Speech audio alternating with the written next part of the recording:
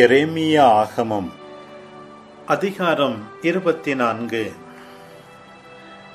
பாபிலோனிய மன்னன் நெபுகத்நேசர் யோயாக்கீமின் மகனும் யூதாவின் அரசனுமான எக்கோனியாவையும் யூதாவின் தலைவர்களையும் தச்சர்களையும் கொல்லர்களையும் எருசலேமிலிருந்து நாடு கடத்தி பாபிலோனுக்கு கொண்டு சென்ற பின்னர் ஆண்டவர் எனக்கு அருளிய காட்சி. இதோ, ஆண்டவரது கோவில் முன் அத்திப்பழங்கள் நிறைந்த 2 கூடைகள் வைக்கப்பட்டிருந்தன. ஒரு கூடையில் மிக நல்ல அத்திப்பழங்கள் இருந்தன. அவை முதலில் பழுத்தவை போன்று இருந்தன. மற்ற கூடையில் தீய அத்திப்பழங்கள் இருந்தன. அவை தின்ன முடியாத அளவுக்கு மிக கெட்டவையாயிருந்தன. அப்போது ஆண்டவர் என்னை பார்த்து, எரேமியா, நீ காண்பது என்ன என்று கேட்டார். நான் அத்திப்பழங்களை பார்க்கிறேன். நல்லவை மிக நல்லவையாயும் தீயவை தின்ன முடியாத அளவுக்கு மிக கெட்டவையாயும் இருக்கின்றன என்றேன். ஆண்டவரின் வாக்கு எனக்கு மீண்டும் அருளப்பட்டது.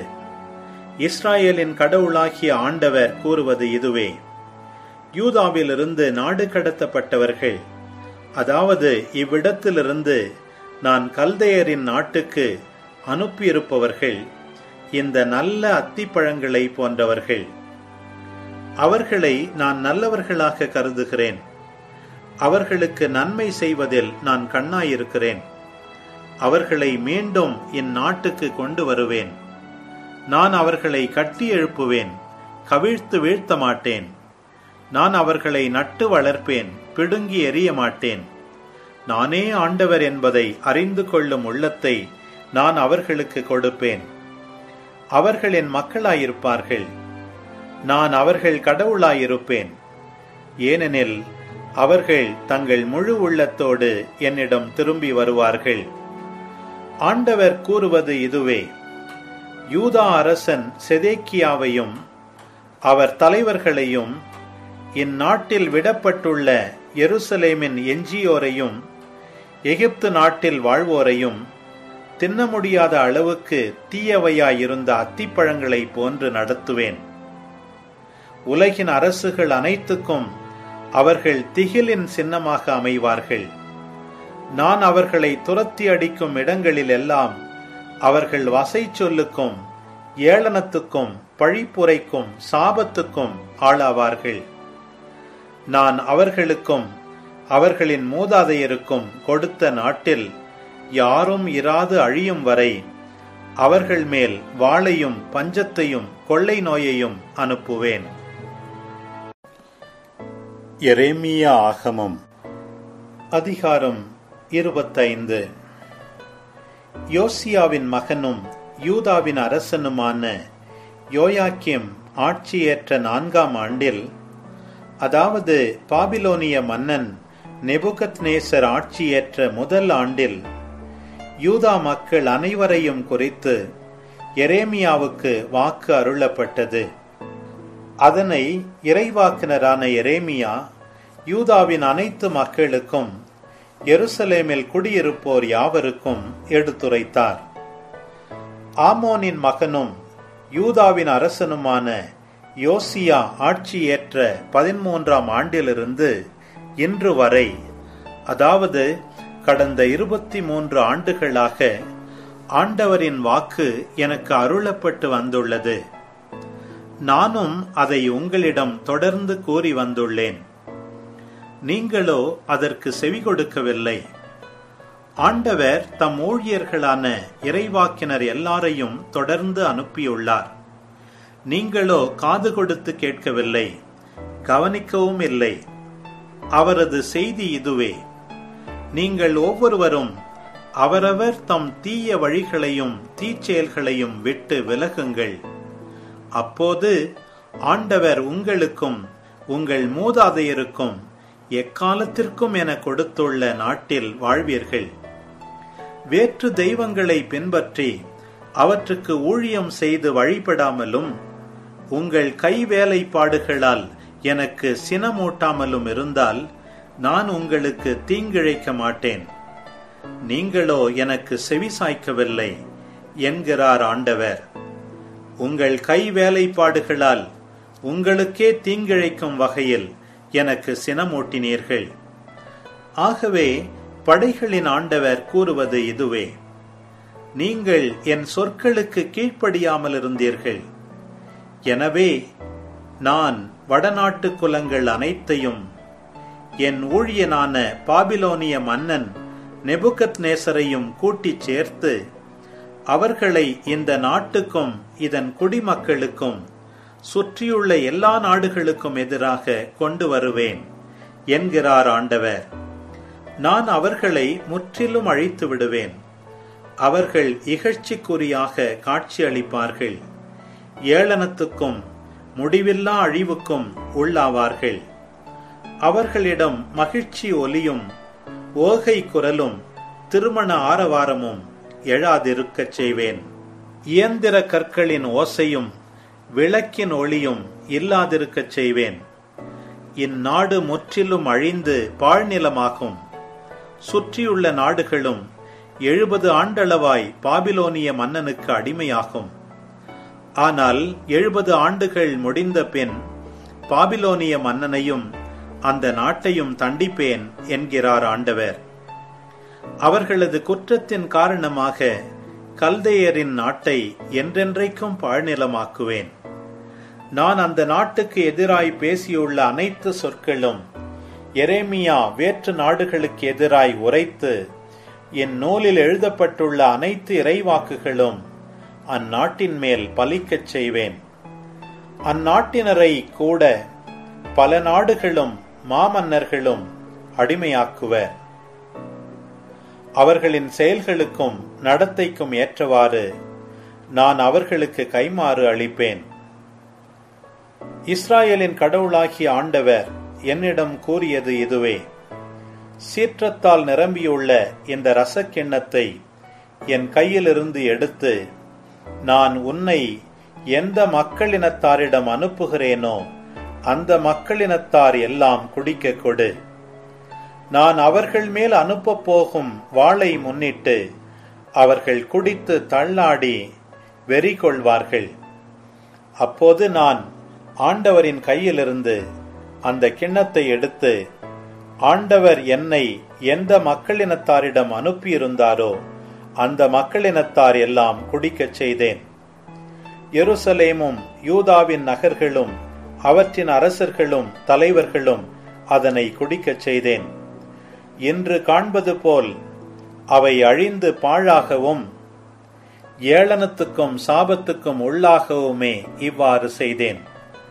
எகிப்திய மன்னன் பார்வோன், அவன் அலுவலர்கள், தலைவர்கள், மக்கள் எல்லாரும், அங்குள்ள வேற்றின மக்கள் அனைவரும், ஊக நாட்டு மன்னர்கள் யாவரும், அனைத்து பெலிஸ்திய மன்னர்களும், அஸ்கலோன், காசா, எக்ரோன், அஸ்தோதில் எஞ்சியோர், ஏதோம், மோவாபு, அம்மோனின் புதல்வர், தீர், சீதோன் மன்னர்கள் யாவரும், கடலுக்கு அப்பால் உள்ள கடற்கரை நாட்டு மன்னர்கள் எல்லாரும், கேதோன், தேமா, பூசு, முன்தலையை மழித்துக் கொள்ளும் எல்லாரும், அரேபியாவின் அனைத்து மன்னர்களும், பாலை நிலத்தில் வாழும் பல இன மக்களின் மன்னர்களும், சிம்ரியின் மன்னர்கள் யாவரும், ஏலாம் மன்னர்கள் எல்லாரும், மேதிய மன்னர்கள் அனைவரும், ஒருவருக்கு பின் ஒருவராய் அருகிலும் தொலையிலும் உள்ள வடநாட்டு மன்னர்கள் யாவரும், மண்ணுலக நாடுகளின் அரசுகள் அனைத்தும்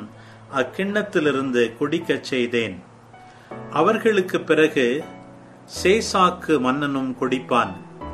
இஸ்ராயேலின் கடவுளான படைகளின் ஆண்டவர் கூறுவது இதுவே: குடியுங்கள், போதையேற குடியுங்கள், கக்குங்கள், நான் உங்கள் மேல் அனுப்பும் வாளால் விழுங்கள், எழவே மாட்டீர்கள் என்று நீ அவர்களிடம் கூறு. உன் கையிலிருந்து கிண்ணத்தை எடுத்து குடிக்க அவர்கள் மறுத்தால் படைகளின் ஆண்டவர் கூறுவது இதுவே: நீங்கள் குடித்துத்தான் ஆக வேண்டும் என்று அவர்களிடம் கூறு. இதோ என் பெயர் வழங்கும் என் நகருக்கு தீங்கு செய்ய போகிறேன். நீங்கள் மட்டும் தண்டனையிலிருந்து தப்பிவிட முடியுமா? தப்பவே முடியாது. ஏனெனில் நாட்டில் வாழ்வோர் அனைவருக்கும் எதிராக வாளை வரவழைக்கப் போகிறேன் என்கிறார் படைகளின் ஆண்டவர். ஆகவே அவர்களுக்கு எதிராக இச்சொற்களையெல்லாம் இறைவாக்காக உரை. ஆண்டவர் மேலிருந்து கர்ச்சனை செய்வார். தமது தூய உறைவிடத்திலிருந்து குரல் எழுப்புவார். தம் இருப்பிடத்திலிருந்து கடுமையாக கர்ச்சனை செய்வார். திராட்சை பழம் மிதிப்போரின் ஆரவாரம் போல் பூவுலகில் வாழ்வோர் அனைவருக்கு எதிராகவும் குரல் எழுப்புவார். அவரது கர்ச்சனை உலகின் எல்லை வரை எட்டும். ஏனெனில் ஆண்டவர் மக்களினங்களுக்கு எதிராக வழக்கு தொடரப் போகிறார். அவர் எல்லா மனிதர்க்கும் தீர்ப்பு வழங்கப் போகிறார். தீயோரை அவர் வாளுக்கு இரையாக்குவார் என்கிறார் ஆண்டவர். படைகளின் ஆண்டவர் கூறுவது இதுவே. இதோ தீமை நாட்டிலிருந்து நாட்டுக்கு பரவுகின்றது. பூவுலகின் எல்லைகளிலிருந்து பெரும் புயல் ஒன்று புறப்பட்டு போகின்றது. அந்நாளில் ஆண்டவரால் கொல்லப்பட்டவர்கள் உலகின் ஒரு முனையிலிருந்து மறுமுனை வரை விழுந்து கிடப்பார்கள். புலம்புவாரற்று, எடுத்து சேர்ப்பாரற்று, புதைப்பாரற்று தரையில் சாணம் போல் கிடப்பார்கள். மேய்ப்பர்களே, ஒப்பாரி வையுங்கள், கதறி அழுங்கள். மந்தையின் தலைவர்களே, சாம்பலில் புரளுங்கள். ஏனெனில் நீங்கள் கொல்லப்படுவதற்கும் சிதறடிக்கப்படுவதற்குமான நாள்கள் நெருங்கிவிட்டன. விலையுயர்ந்த பாத்திரம் நொறுக்கப்படுவது போல் நீங்கள் அழிக்கப்படுவீர்கள். மேய்ப்பர்கள் ஓடி ஒளிய இயலாது. மந்தையின் தலைவர்களுக்கு தப்ப வழியும் இராது. மேய்ப்பர்களின் அழுக்குரலும் மந்தையின் தலைவர்களது ஒப்பாரியும் கேட்கின்றதே. ஏனெனில் ஆண்டவர் அவர்களின் மேய்ச்சல் நிலத்தை அழித்துவிட்டார். ஆண்டவரின் கோபக் கனலால் அமைதியான பசும்புல் தரைகள் அழிந்து போயின. தன் குகையில் இருந்து வெளியேறும் சிங்கத்தை போல் அவர் வெளியேறிவிட்டார். கொடியோனின் வாளாலும் ஆண்டவரின் கோபக் கனலாலும் அவர்கள் நாடு பாழடைந்து போயிற்று. தானியேல் ஆகமம் அதிகாரம் 6. மேதியனாகிய தாரியு என்பவன் தன் 62ஆம் வயதில் அரசை ஏற்றுக்கொண்டான். தன் நாடு முழுவதும் வரி வசூலிப்பதற்கென்று 120 தண்டல்காரரை தாரியு நியமித்தான். இத்தண்டல்காரரை கண்காணிப்பதற்கென்று 3 மேற்பார்வையாளரை ஏற்படுத்தினான். அரசனுக்கு எவ்வித இழப்பும் நேரிடா வண்ணம் இம்மூவரிடமும் அத்தண்டல்காரர்கள் கணக்கு கொடுக்க வேண்டும். இம்மூவருள் தானியேலும் ஒருவர். இவர் மற்ற மேற்பார்வையாளரையும் தண்டல்காரரையும் விட சிறந்து விளங்கினார். ஏனெனில் வியத்தகு ஆவி அவரிடத்தில் இருந்தது. தன் அரசின் முழு பொறுப்பையும் அவரிடம் ஒப்படைக்கலாம் என அரசன் எண்ணிக்கொண்டிருந்தான். ஆனால் மற்ற மேற்பார்வையாளரும் தண்டல்காரரும் அரசை கண்காணிப்பதில் தானியேலின் மீது குற்றம் சாட்ட வகை தேடினார்கள். அவரிடத்தில் குற்றம் சாட்டுவதற்குரிய எந்த தவற்றையும் ஊழலையும் அவர்களால் கண்டுபிடிக்க முடியவில்லை. ஏனெனில் அவர் நேர்மையாய் நடந்து கொண்டார். அவரிடம் எவ்வித தவறும் ஊழலும் காணப்படவில்லை. அப்பொழுது அவர்கள் இந்த தானியேலுக்கு எதிராக அவருடைய கடவுளின் சட்டத்தை பின்பற்றுவதில் தவிர வேறெதிலும் அவர் மீது குற்றம் காண முடியாது என்றார்கள். எனவே இந்த மேற்பார்வையாளரும் தண்டல்காரரும் தங்களுக்குள் கூடி பேசி அரசனிடம் வந்து அவனிடம், தாரியு அரசரே, நீர் நீடோழி வாழ்க. அதிகாரிகள், தண்டல்காரர்கள், அமைச்சர், ஆளுநர் ஆகிய நாங்கள் அனைவரும் கலந்தாலோசித்து கூறுவது, 30 நாள் வரையில் அரசராகிய தங்களிடம் அன்றி வேறெந்த தெய்வத்திடமோ மனிதனிடமோ யாதொரு விண்ணப்பமும் செய்கின்ற எந்த மனிதனும் சிங்க குகைக்குள் தள்ளப்படுவான் என்று நீர் சட்டம் இயற்றி தடையுத்தரவு போட வேண்டும்.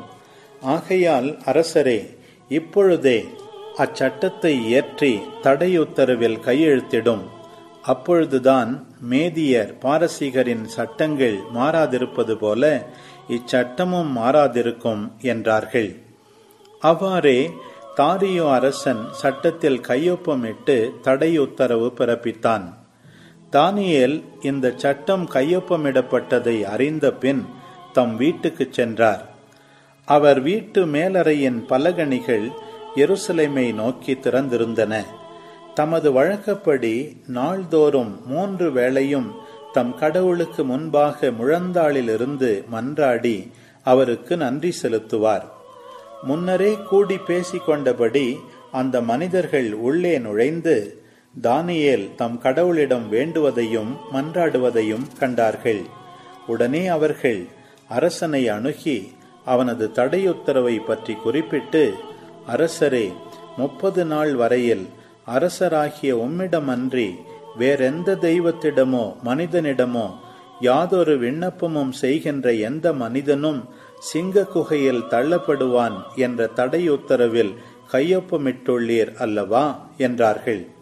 அதற்கு அரசன், ஆம், மேதியர் பாரசீகரின் சட்டங்கள் மாறாதிருப்பது போல் இதுவும் மாறாததே என்றான். உடனே அவர்கள் அரசனை நோக்கி, யூதாவிலிருந்து சிறைப்பிடித்து கொண்டு வரப்பட்டவர்களுள் ஒருவனாகிய தானியேல் உம்மை மதியாமல் நீர் கையொப்பமிட்டுள்ள தடையுத்தரவை மீறி நாள்தோறும் 3 வேளையும் வேண்டுதல் செய்கிறான் என்றார்கள். ஆனால் அரசன் இந்த சொற்களை கேட்டு மிகவும் மனவருந்தினான். தானியேலை காப்பாற்ற தனக்குள் உறுதி பூண்டவனாய் அன்று கதிரவன் மறையும் வரையில் அவரை காப்பாற்ற வழி தேடினான்.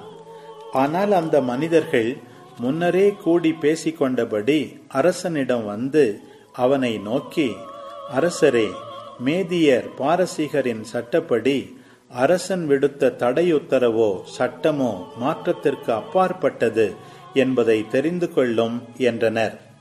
ஆகவே அரசனுடைய கட்டளைப்படி தானியேல் கொண்டு வரப்பட்டு சிங்க குகையில் தள்ளப்பட்டார். அப்பொழுது அரசன் தானியேலை நோக்கி, நீ இடைவிடாமல் வழிபடும் உன் கடவுள் உன்னை விடுவிப்பாராக என்றான். அவர்கள் ஒரு பெரிய கல்லை புரட்டி கொண்டு வந்து குகையின் வாயிலை அடைத்தார்கள். தானியேலுக்கு செய்யப்பட்டதில் யாதொன்றும் மாற்றப்படாதிருக்கும்படி அரசன் தன் மோதிரத்தாலும் தம் உயர்குடி மக்களின் மோதிரங்களாலும் அதற்கு முத்திரையிட்டான். பின்னர் அரசன் அரண்மனைக்கு திரும்பிச் சென்று அன்றிரவு முழுவதும் உணவு கொள்ளவில்லை. வேறு எந்த களியாட்டத்திலும் ஈடுபடவில்லை. உறக்கமும் அவனை விட்டகன்றது. பொழுது புலர்ந்தவுடன் அவன் எழுந்து சிங்க குகைக்கு விரைந்து சென்றான்.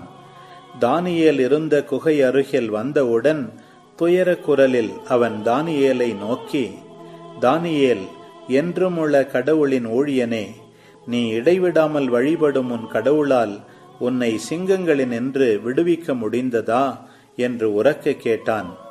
அதற்கு தானியேல் அரசனிடம், அரசரே, நீர் நீடூழி வாழ்க.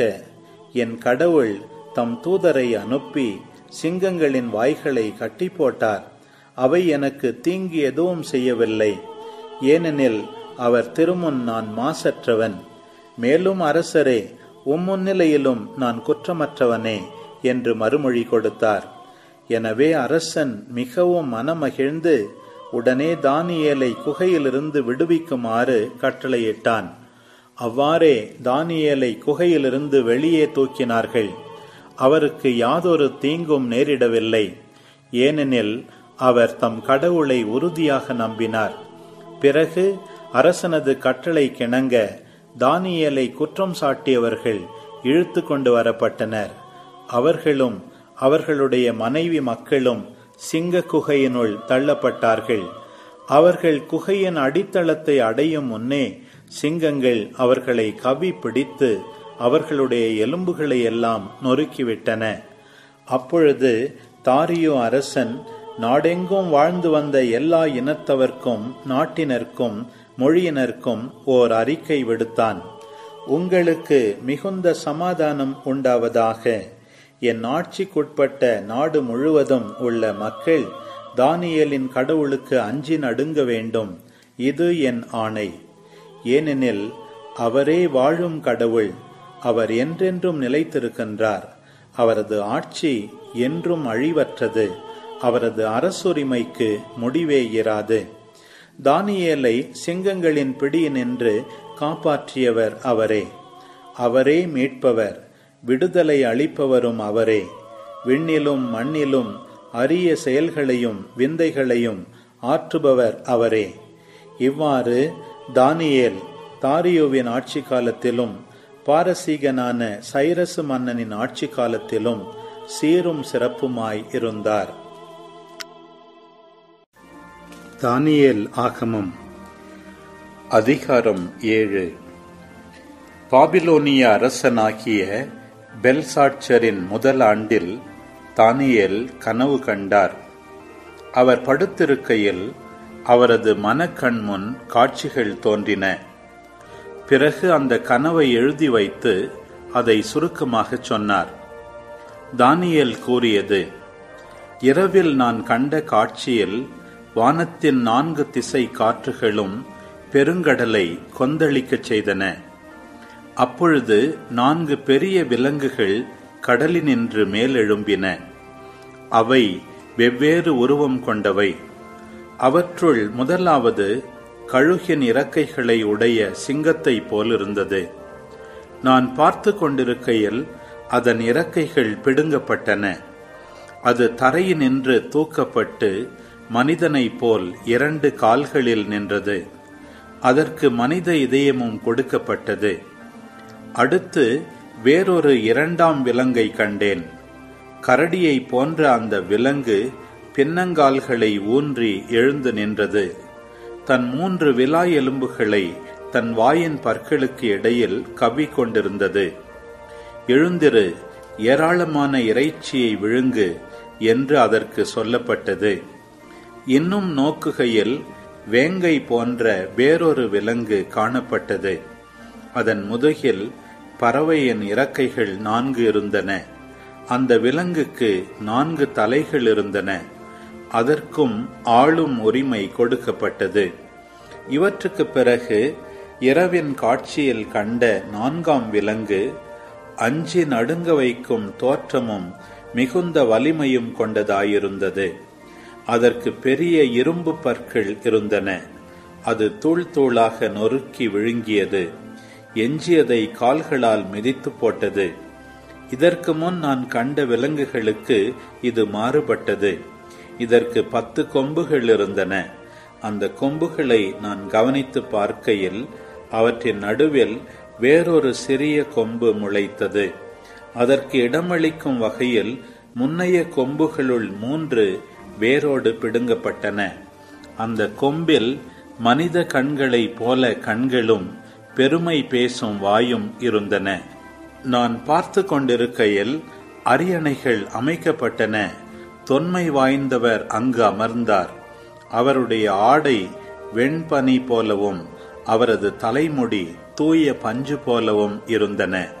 அவருடைய அரியணை தீக்கொழுந்துகளாயும் அதன் சக்கரங்கள் எரிநெருப்பாயும் இருந்தன. அவர் முன்னிலையிலிருந்து நெருப்பாலான ஓடை தோன்றி பாய்ந்தோடி வந்தது. பல்லாயிரம் பேர் அவருக்கு பணிபுரிந்தார்கள். பல கோடி பேர் அவர் முன் நின்றார்கள். நீதிமன்றம் தீர்ப்பு வழங்க அமர்ந்தது. நூல்கள் திறந்து வைக்கப்பட்டன. அந்த கொம்பு பேசின பெருமை மிக்க சொற்களை முன்னிட்டு நான் அதை கவனித்து பார்த்தேன். அப்படி பார்க்கையில் அந்த விலங்கு கொல்லப்பட்டது.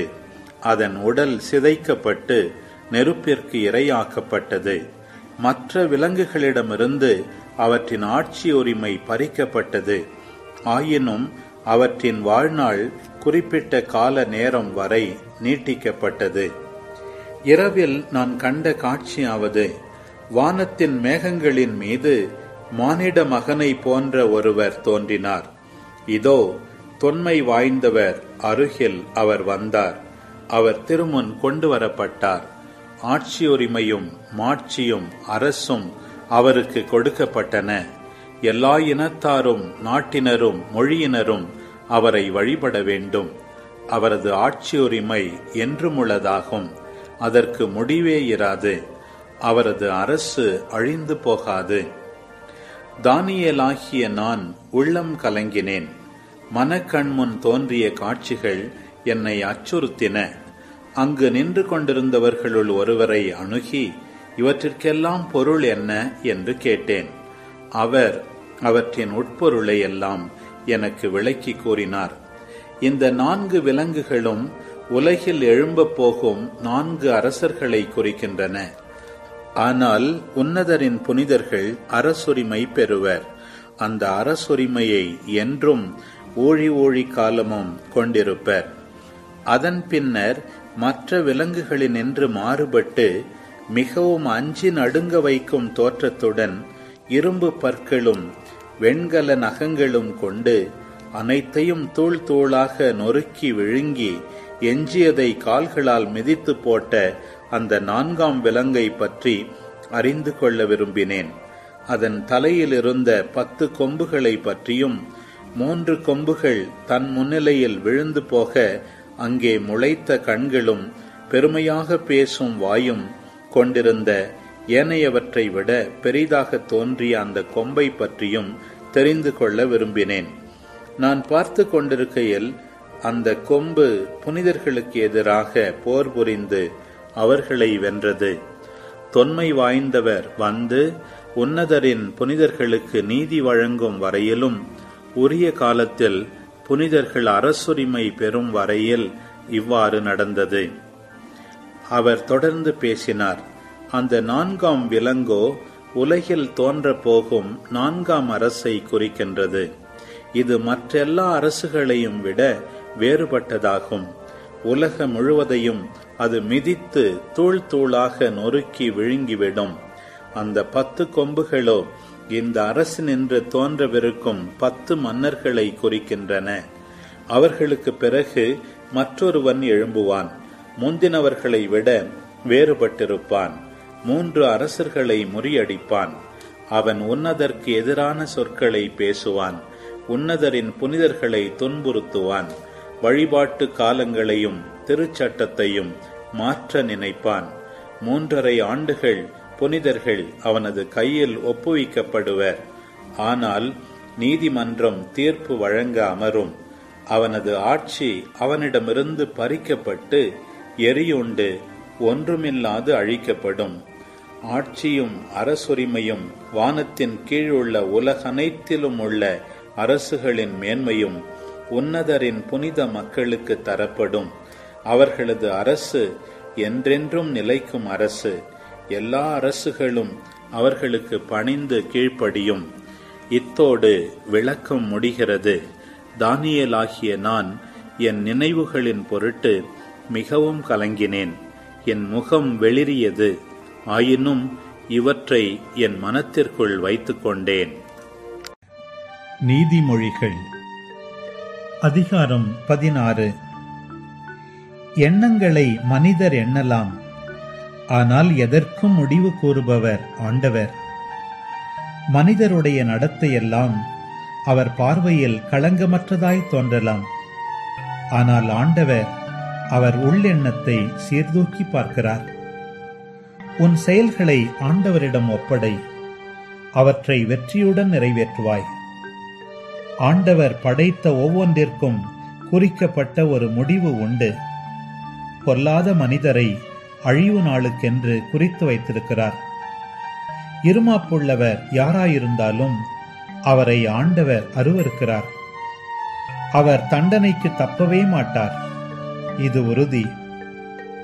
அன்பும் வாய்மையும் தீவினையை போக்கும்.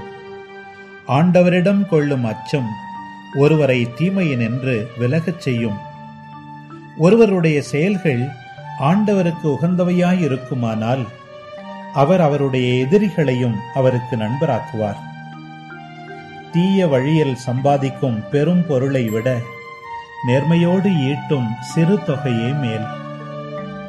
மனிதர் தம் வழியை வகுத்தமைக்கின்றார், ஆனால் அதில் அவரை வழிநடத்துபவரோ ஆண்டவர்.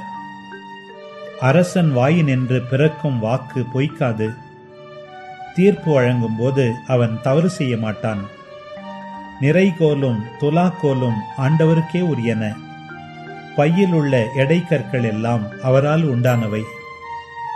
தீச்செயலை அரசர்கள் அருவருப்பார்கள், ஏனெனில் நீதியே அரியணையின் உறுதியான அடிப்படையாகும். நேர்மையான பேச்சை அரசர் வரவேற்பார். நேரியவற்றை சொல்லுகிறவரிடம் அவர் அன்பு செலுத்துவார். அரசரின் சீற்றம் மரண தூதன் போன்றது. ஆனால் ஞானமுள்ளவர் அதை தணித்து விடுவார். அரசரின் முகமலர்ச்சி வாழ்வளிக்கும். அவரது கருணை பருவமழை பொழியும் மேகம் போன்றது.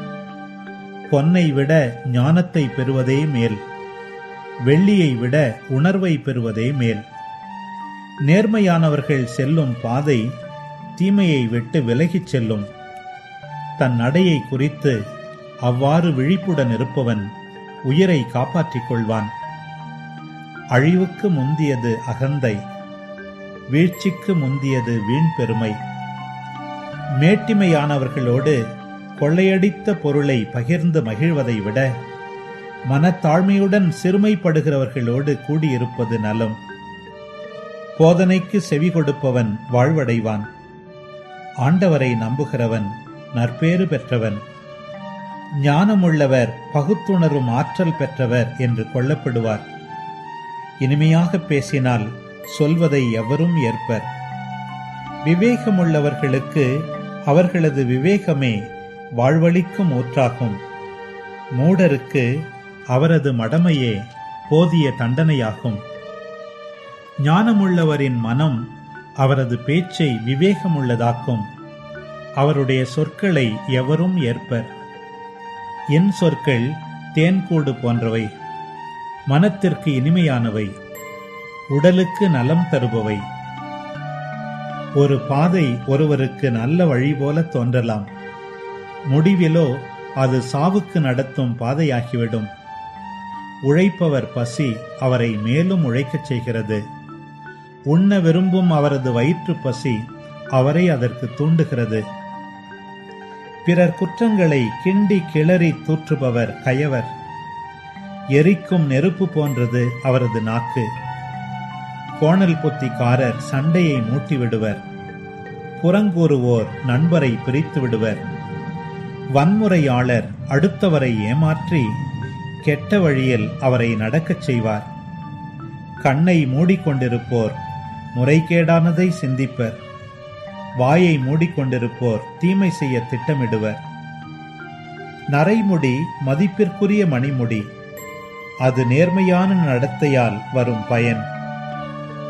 வலிமையுடையவரை விட பொறுமையுடையவரே மேலானவர். நகரை அடக்குகிறவரை விட தன்னை அடக்குகிறவரே சிறந்தவர். மடியில் உள்ள திருவுளச் சீட்டை ஒருவர் குலுக்கி போடலாம். ஆனால் திருவுளத் தீர்ப்பை வெளிப்படுத்துபவர் ஆண்டவரே.